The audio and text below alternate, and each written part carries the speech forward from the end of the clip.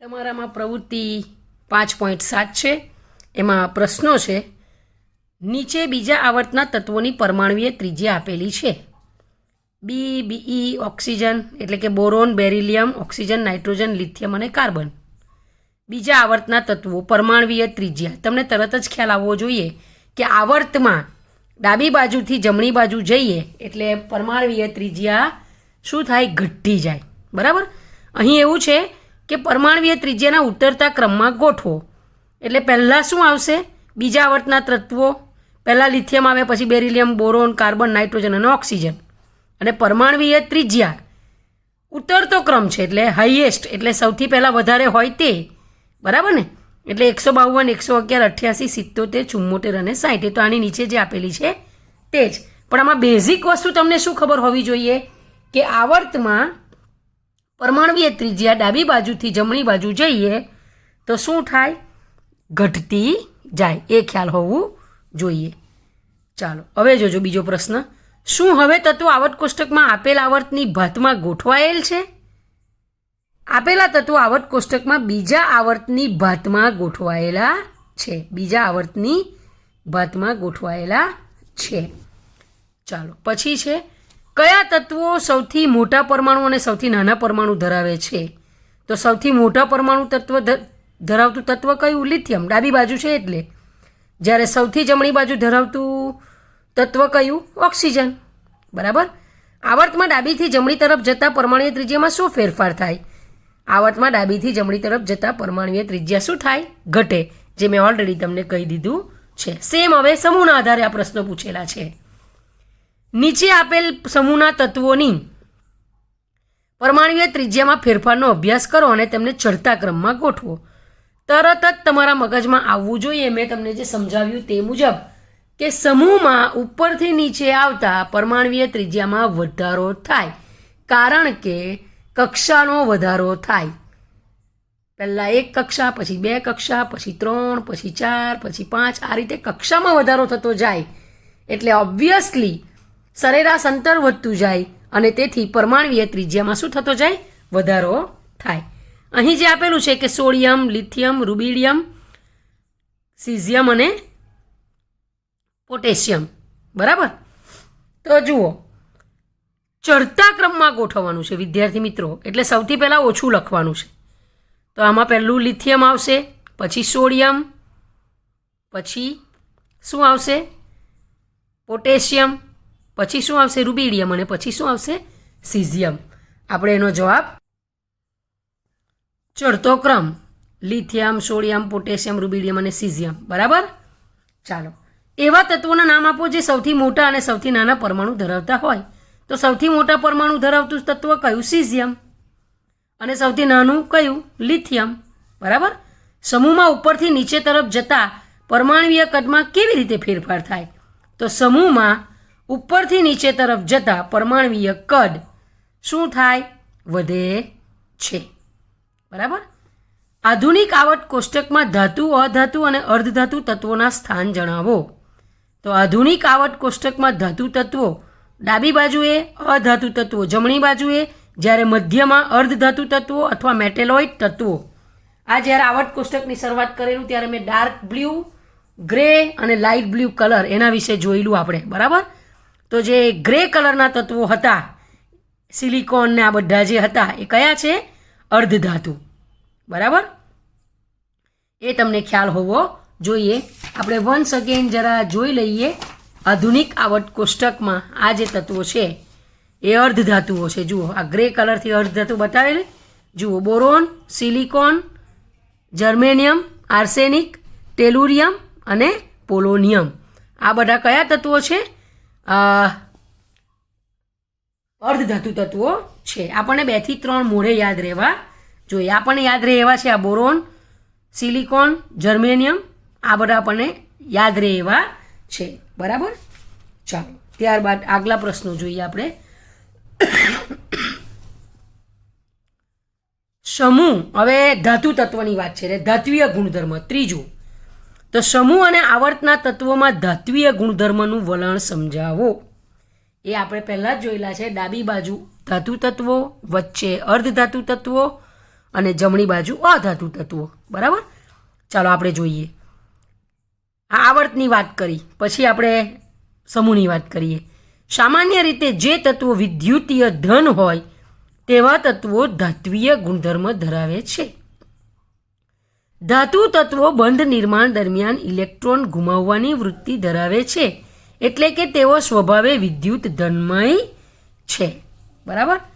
ચાલો, સમૂહમાં ધાત્વીય વલણ.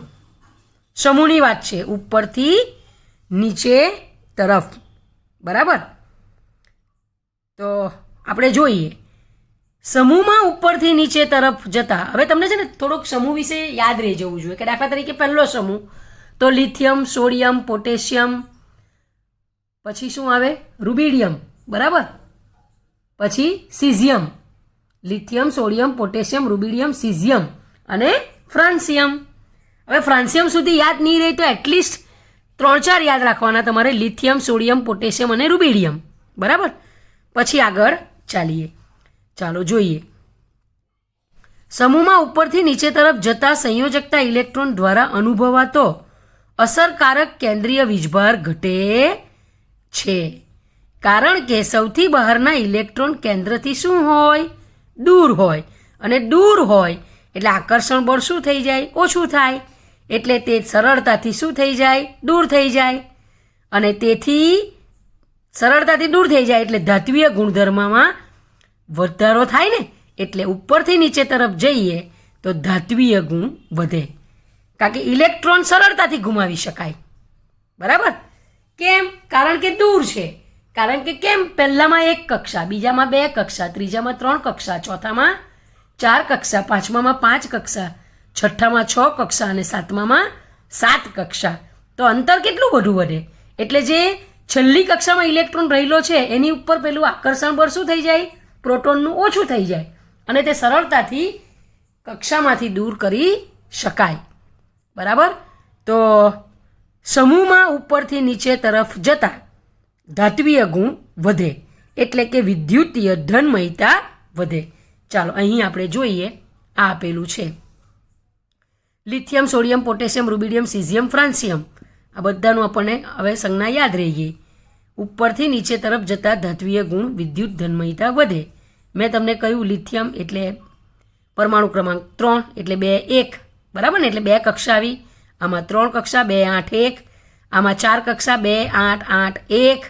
આમાં 5. આમાં 6 કક્ષા. આમાં 7 કક્ષા. ધાતુ તત્વોની બાહ્યતમ કક્ષામાં કેટલા ઇલેક્ટ્રોન હોય? 1 2 કે 3. આ પણ MCQ માટે ખૂબ જ અગત્યનું. ધાતુ તત્વોની બાહ્યતમ કક્ષામાં 1 2 કે 3 ઇલેક્ટ્રોન હોય છે. આવર્તમાં ધાત્વીય વલણ. હવે આવર્તની વાત છે એટલે ડાબી બાજુ ધાતુ તત્વો હોય, મધ્યમાં શું છે? અર્ધધાતુ તત્વો, અને જમણી બાજુ જઈએ એટલે બધા શું થઈ જાય? અધાતુ તત્વો. પહેલું બરાબર આપણે જોઈએ. ચાલો, કોઈ પણ આવર્તમાં ડાબીથી જમણી તરફ જતા સંયોજકતા ઇલેક્ટ્રોન પર અસરકારક કેન્દ્રીય વીજભાર વધે છે. ડાબીથી જમણી બાજુ જતા સંયોજકતા ઇલેક્ટ્રોન પર અસરકારક કેન્દ્રીય વીજભાર વધે છે. કેમ? આવર્તમાં તો કક્ષા સેમ જ હોય, પણ પ્રોટોન અને ઇલેક્ટ્રોન વચ્ચે વધારે પ્રોટોન તો વધારે ઇલેક્ટ્રોન, તે બે વચ્ચેનું આકર્ષણ બળ શું થાય? વધે. કેન્દ્રીય વીજભાર વધે. આથી ઇલેક્ટ્રોન ગુમાવવાની વૃત્તિ ઘટે, કારણ કે આકર્ષણ બળ વધારે છે ને. આવર્ત હું તમને અત્યારે જ સમજાવે આવર્ત વિશે તમને, એટલે તરત જ તમે કહી શકો કે હા યસ. આ જુઓ, આ ત્રીજું આવર્ત છે. અરે હા, sodium, magnesium, aluminium, silicon, phosphorus, sulphur, chlorine. વિદ્યાર્થી મિત્રો તમે જુઓ, આનો 11 12 13 14 15 16 17. એટલે 2 1 2 2 2 3 2 4 2 6 2 7 અને 2 8. બરાબર ને. આમાં 2 8 1 2 8 2 2 8 3 2 8 4 2 8 5 2 8 6 2 8 7 અને 2 8 8 બધામાં જ 3 કક્ષા. આ બધામાં જ 3 કક્ષા પડે સમજ. પણ અહીંયા શું છે? 7 પ્રોટોન તો 7 ઇલેક્ટ્રોન. બાહ્યતમ કક્ષાની વાત છે. અને અંદર પ્રોટોન કેટલા છે? 17. કારણ કે જેટલા પ્રોટોન હોય એટલા જ ઇલેક્ટ્રોન હોય, પણ એક કક્ષામાં વેચાયેલા હોય. પહેલી કક્ષામાં 2, બીજી કક્ષામાં 8 અને ત્રીજી કક્ષામાં 8. એટલે કેન્દ્રીય વીજભાર શું થઈ જાય? અહીંયા વધે અને તેથી શું થાય? પેલું અંતર ઘટે. હવે જોજો અહીંયા જે બતાવેલું છે તે કે ઇલેક્ટ્રોન ગુમાવવાની વૃત્તિ શું થઈ જાય? ઘટી જાય. તેથી આવર્તમાં ધાત્વીય ગુણધર્મ ડાબીથી જમણી તરફ જતા ઘટે છે. જુઓ, બીજા આવર્તના તત્વો લિથિયમ અને બેરિલિયમ ધાતુઓ છે. બોરોન, કાર્બન, નાઇટ્રોજન, ઓક્સિજન અને ફ્લોરિન અધાતુઓ છે. વિદ્યાર્થી મિત્રો, બોરોનને તમે શામાં ગણી શકો? અર્ધધાતુમાં ગણી શકો. બરાબર. સમૂહ અને આવર્તના તત્વોમાં અધાત્વીય ગુણધર્મનું વલણ સમજાવો. જે જોઈ ગયા છે એ જ આપણે જવાબ લખવાનો છે. અધાત્વીય ગુણધર્મનું, ધાત્વીય નહીં, અધાત્વીય. એટલે પહેલાં કરતાં બિલકુલ ઉલટું. સામાન્ય રીતે જે તત્વો વિદ્યુતીય ઋણ હોય તેવા તત્વો અધાત્વીય ગુણધર્મ ધરાવે છે. અધાતુ તત્વો બંધ નિર્માણ દરમિયાન ઇલેક્ટ્રોન મેળવવાની અથવા ભાગીદારી કરવાની વૃત્તિ ધરાવે છે. હવે સમૂહમાં અધાત્વીય ગુણ તો જોજો, કોઈ પણ સમૂહમાં ઉપરથી નીચે તરફ જતા અધાત્વીય ગુણધર્મ ઘટે છે. ઘટે કેમ ઘટે? કક્ષા વધતી જાય. વિદ્યાર્થી મિત્રો સમજો, કક્ષા વધતી જાય એટલે પેલો ઇલેક્ટ્રોન તો સરળતાથી દૂર થઈ જાય, પણ અહીંયા તો મેળવવાની આશા છે. તો મેળવે કોણ વધારે? જે નજીક હોય તે ઝડપથી મેળવી શકે ને, એમ. બરાબર. આકર્ષણ હોય તો તે મળે ને. એટલે અધાત્વીય ગુણધર્મ ઘટે છે. આવર્તમાં જોજો, આવર્તમાં ઊંડું થશે, જરા જોજો. કોઈ પણ આવર્તમાં ડાબીથી જમણી તરફ જતા સંયોજકતા ઇલેક્ટ્રોન પર અસરકારક કેન્દ્રીય વીજભાર વધે છે. કેન્દ્રીય વીજભાર, કારણ કે ત્યાં પ્રોટોન છે. બરાબર. આથી ઇલેક્ટ્રોન આકર્ષવાની વૃત્તિ શું થાય છે? વધે છે. તેથી અધાત્વીય ગુણધર્મ આવર્તમાં ડાબીથી જમણી તરફ જતા વધે છે. એટલે જ જમણી તરફ અધાતુ તત્વો છે અને ડાબી બાજુ શું છે? ધાતુ તત્વો. બરાબર. આ બરાબર સમજશો તો જ વિદ્યાર્થી મિત્રો યાદ રહેશે. ગોખશો તો આ વસ્તુ યાદ રહેશે નહીં. ચાલો, અર્ધધાતુ તત્વો એટલે શું? કયા કયા તત્વો અર્ધધાતુ તત્વો છે? અર્ધધાતુ તત્વો એટલે શું? કયા કયા તત્વો અર્ધધાતુ તત્વો છે? તો જે તત્વો ધાતુ અને અધાતુ તત્વો એમ બંનેના ગુણધર્મો ધરાવતા હોય તેવા તત્વોને અર્ધધાતુ તત્વો અથવા મેટેલોઇડ કહે છે. આધુનિક આવર્ત કોષ્ટકમાં એક વાંકી ચૂકી રેખા ધાતુ અને અધાતુને અલગ કરે છે. ઝિગઝેગ રેખા કહેવાય એને. આ રેખાની કિનારી પર આવેલા તત્વો boron, silicon, germanium, arsenic, antimony, tellurium અને પોલોનિયમ તત્વો અર્ધધાતુ તત્વો છે, જેના વિશે આપણે જોઈ ગયા છીએ. બસ હવે આ બધા જ જે શીખી ગયા એના અનુસંધાનમાં પ્રવૃત્તિ કરીને જવાબ આપવાના છે. ચાલો, પ્રશ્ન 5 એટલે પ્રવૃત્તિ 5.9. ત્રીજા આવર્તના તત્વો તપાસો, તેમને ધાતુઓ તેમજ અર્ધધાતુમાં વર્ગીકૃત કરો. તો ત્રીજા આવર્તના તત્વો સોડિયમ, મેગ્નેશિયમ, એલ્યુમિનિયમ ધાતુ, સિલિકોન અર્ધધાતુ, ફોસ્ફરસ, સલ્ફર, ક્લોરિન અને આર્ગોન અધાતુ. આવર્ત કોષ્ટકની કઈ તરફ ધાતુઓ જોવા મળે? તો ડાબી બાજુએ. આવર્ત કોષ્ટકની કઈ તરફ અધાતુઓ જોવા મળે? તો જમણી બાજુ. બરાબર. પ્રવૃત્તિ 5.10. તમારા મત મુજબ સમૂહમાં ઇલેક્ટ્રોન ગુમાવવાની વૃત્તિ કેવી રીતે બદલાય? હવે આવર્તની જગ્યાએ સમૂહની વાત છે. તો સમૂહમાં ઉપરથી નીચે તરફ જતા ઇલેક્ટ્રોન ગુમાવવાની વૃત્તિ વધે છે. આવર્તમાં આ વૃત્તિ કેવી રીતે બદલાય છે? તો આવર્તમાં ડાબીથી જમણી તરફ જતા ઇલેક્ટ્રોન ગુમાવવાની વૃત્તિ શું થાય છે? ઘટે છે. બરાબર. ચાલો, આવર્તમાં ડાબીથી જમણી તરફ જતા ઇલેક્ટ્રોન સ્વીકારવાની વૃત્તિ કેવી રીતે બદલાશે? તો ઇલેક્ટ્રોન સ્વીકારે એટલે અધાતુ, તો જમણી બાજુ અધાતુ તત્વો એટલે વધે. આવર્તમાં ડાબીથી જમણી બાજુ તરફ જતા ઇલેક્ટ્રોન સ્વીકારવાની વૃત્તિ વધશે અને સમૂહમાં ઉપરથી નીચે તરફ જતા ઇલેક્ટ્રોન સ્વીકારવાની વૃત્તિ કેવી રીતે બદલાશે? તો સમૂહમાં ઉપરથી નીચે તરફ જતા ઇલેક્ટ્રોન સ્વીકારવાની વૃત્તિ ઘટશે, કારણ કે કક્ષામાં વધારો થશે એટલે. બરાબર. ચાલો હવે આપણે જરા ઇન્ટેક્સ પ્રશ્નો જોઈ લઈએ. આધુનિક આવર્ત કોષ્ટકના મેન્ડેલિફના આવર્ત કોષ્ટકની વિસંગતતાઓ કેવી રીતે દૂર કરી શક્યું? તો સમસ્થાનિકોનું સ્થાન, કેટલાક સમાન તત્વોના જોડનું સ્થાન અને નવા તત્વોની શોધ માટેની અનિશ્ચિતતા. ચાલો આપણે જોઈએ. સમસ્થાનિકોનું સ્થાન. સમસ્થાનિકોના પરમાણ્વીય ક્રમાંક સમાન હોવાથી આવર્ત કોષ્ટકમાં એક જ તત્વના બધા જ સમસ્થાનિકોને એક જ સ્થાનમાં મૂકવામાં આવે છે. પેલું તો પરમાણુ ભાર અલગ અલગ હતા મેન્ડેલિફમાં, તો એટલે પરમાણુ ભાર અલગ અલગ ચડતા ક્રમમાં ગોઠવવું પડે, એ ગોઠવી શકેલા નહીં, જે અહીંયા દૂર થઈ ગયું, કારણ કે બધાના પરમાણુ ક્રમાંક તો સરખા જ હોય સમસ્થાનિકોમાં. બરાબર. ચાલો, કેટલાક સમાન તત્વોની જોડનું સ્થાન. મેન્ડેલિફના આવર્ત કોષ્ટકમાં સમાન ગુણધર્મો ધરાવતા તત્વો એક સાથે ગોઠવાયા હતા, જેમ કે કોબાલ્ટ પરમાણવીય દળ 58.9 યુનિટ એ નિકલ પરમાણવીય દળ 58.7 યુનિટ કરતાં પહેલાં મૂકવામાં આવ્યું હતું.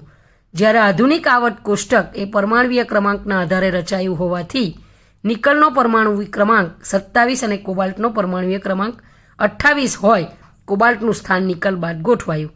આ આપણે ઓલરેડી આ જોઈ ગયા છીએ. નવા તત્વોની શોધ માટેની અનિશ્ચિતતા. મેન્ડેલિફના આવર્ત કોષ્ટકમાં પરમાણવીય દળનો ચડતો ક્રમ એ યોગ્ય નિયમિતતા ધરાવતો નથી.